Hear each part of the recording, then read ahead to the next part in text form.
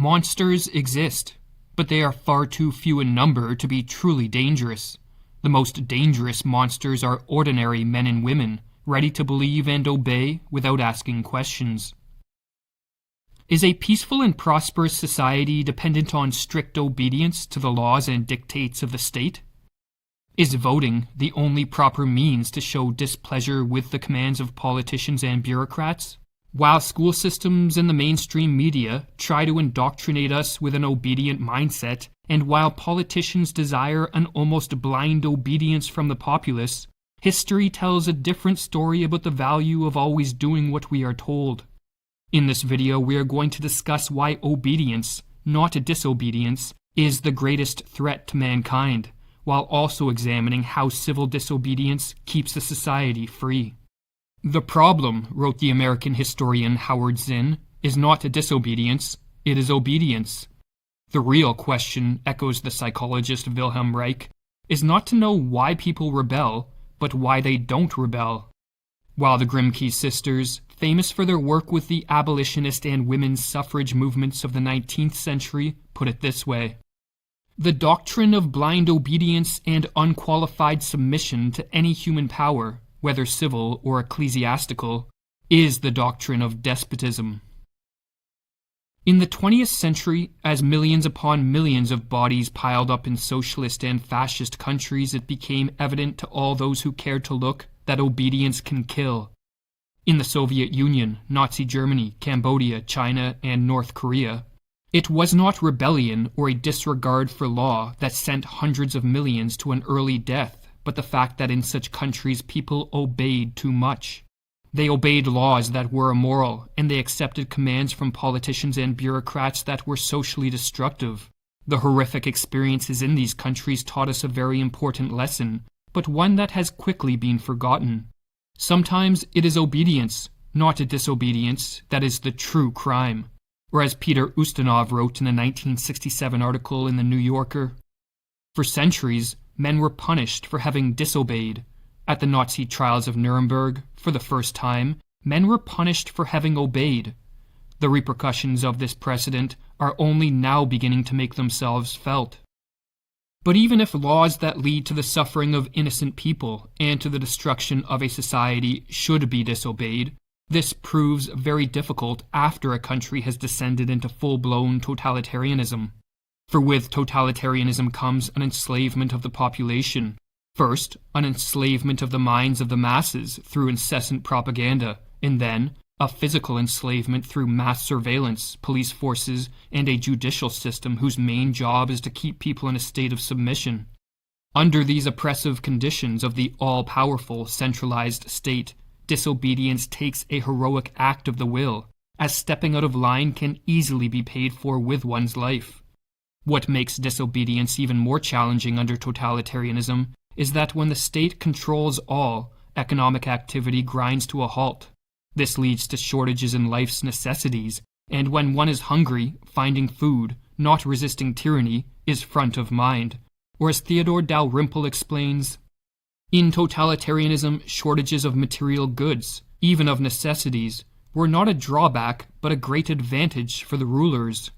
These shortages were not accidental to the terror, but one of its most powerful instruments. Not only did shortages keep people's minds strictly on bread and sausage, and divert their energies to procuring them so that there was no time or inclination left over for subversion, but the shortages meant that people could be brought to inform, spy, and betray each other very cheaply. Disobedience, therefore, is not an antidote to full-blown tyranny. Disobedience, rather, is a preventative measure to tyranny. But to be effective at returning freedom to a society at risk of losing it, disobedience must endure widespread support. It must, in other words, take the form of civil disobedience. When an individual practices disobedience in a solitary manner, this is referred to as dissidence or conscientious objection. Civil disobedience, on the other hand, occurs when a group of people disobey, and in a public manner. This act of mass noncompliance sends a message that no politician wants to hear.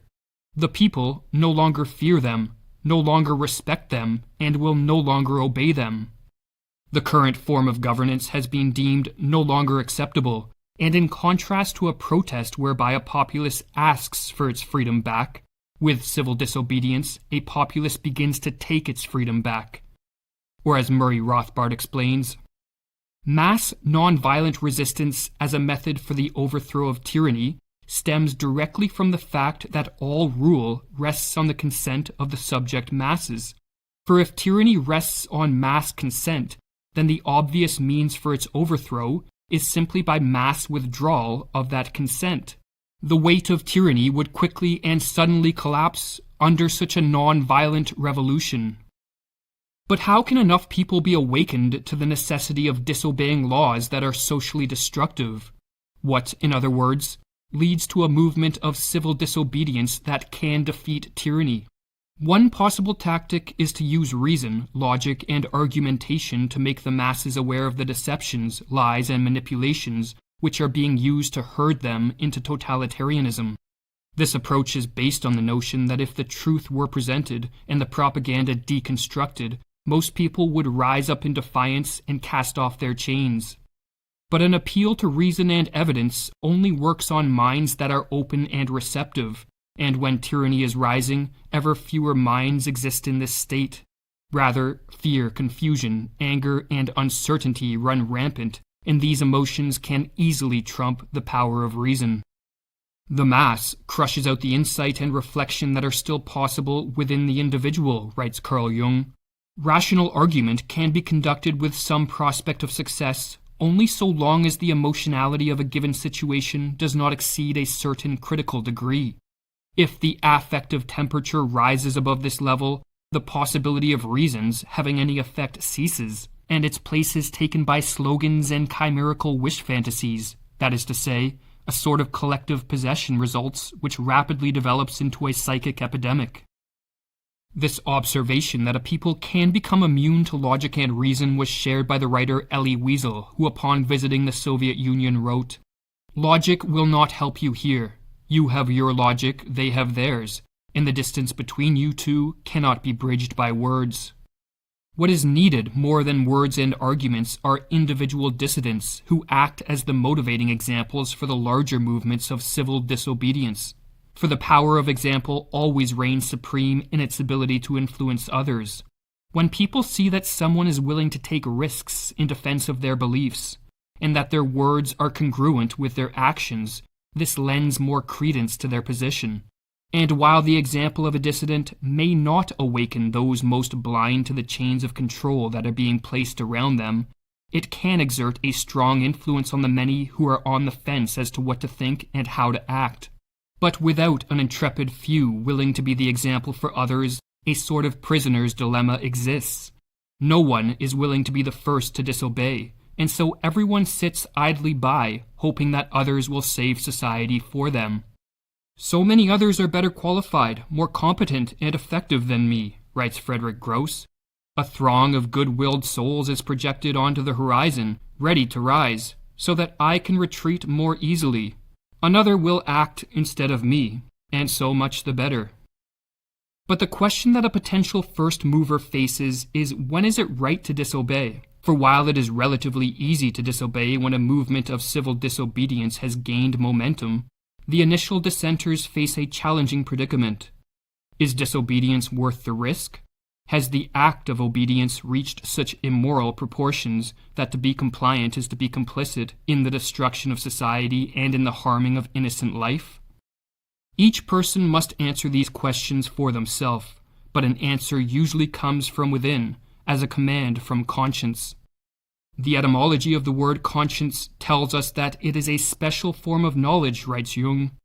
The peculiarity of conscience is that it is a knowledge of, or certainty about, the emotional value of the ideas we have concerning the motives of our actions.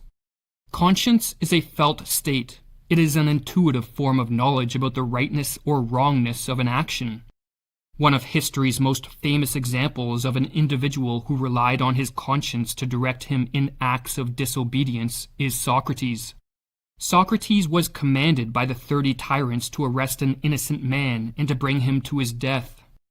Socrates, however, did not practice blind obedience, even if the commands came from tyrants who held the power of life and death over him. Socrates instead listened to his conscience. "The 30 sent for me," says Socrates, "and ordered me to bring Leon the Salaminian to be put to death. I, however, showed again, by action, not in word only, that I did not care a whit for death, but that I did care with all my might not to do anything unjust or unholy. For that government, with all its power, did not frighten me into doing anything unjust. I simply went home." In going about our day-to-day life, our conscience tends to speak quietly, and often the messages it sends are ambiguous. But this can be used to one's advantage when making the decision as to whether disobedience has now become the right choice.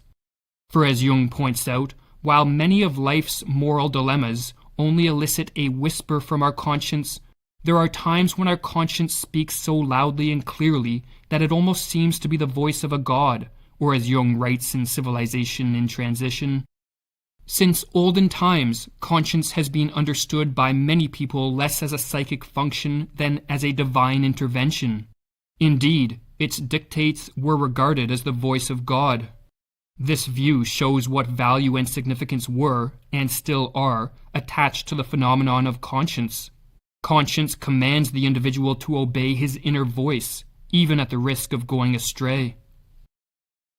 If our conscience commands us to stop obeying unjust laws, and if each time we do obey we experience feelings of loathing and guilt, then we face a difficult choice. We either obey our conscience and become a dissident, or we continue to obey the commands of tyrants, and we become a traitor to ourself. The men and women whose inner voice speaks loudest in the face of a rising tyranny are those most likely to step forward as dissidents, and it is when a common vibration of conscience rings out through a society that civil disobedience becomes possible. First, the call of conscience is answered by a relative few, but these few serve as the example for others. Whether enough people will follow to create a movement of civil disobedience is contingent on how much a populace still desires freedom, compared to what degree the populace has been psychologically subdued by the fear, hate, and confusion that is sown by the propaganda of tyrants.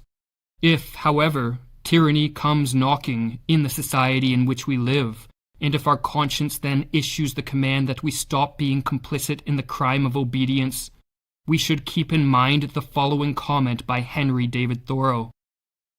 "Disobedience is the true foundation of liberty. The obedient must be slaves."